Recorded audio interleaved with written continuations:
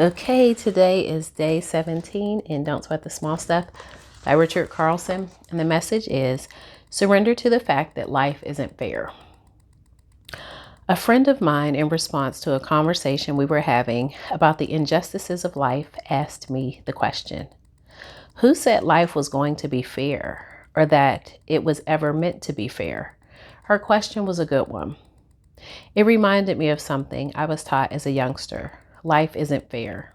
It's a bummer, but it's absolutely true. Ironically, recognizing this sobering fact can be a very liberating insight.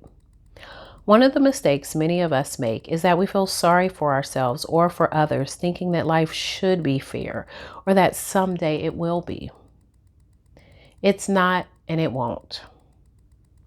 When we make this mistake, we tend to spend a lot of time wallowing and or complaining about what's wrong with life. We commiserate with others, discussing the injustices of life. It's not fair, we complain, not realizing that perhaps it was never intended to be. One of the nice things about surrendering to the fact that life isn't fair is that it keeps us from feeling sorry for ourselves by encouraging us to do the very best we can with what we have. We know it's not life's job to make everything perfect. It's our own challenge.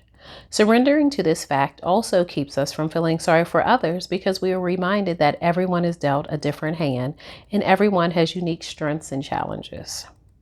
This insight has helped me to deal with the problems of raising two children, the difficult decisions I've had to make about who to help and who I can't help, as well as with my own personal struggles during those times that I have felt victimized or unfairly treated.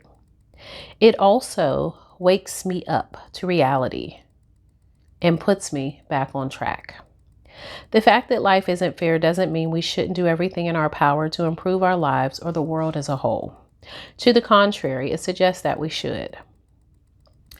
When we don't recognize or admit that life isn't fair, we tend to feel pity for ourselves and for others. Pity, of course, is a self-defeating emotion that does nothing for anyone except to make everyone feel worse or more worse than they already do. When we do recognize that life isn't fair, however, we feel compassion for others and for ourselves. And compassion is a heartfelt emotion that delivers loving kindness to everyone it touches. The next time you find yourself thinking about the injustices of the world, try reminding yourself of this very basic fact.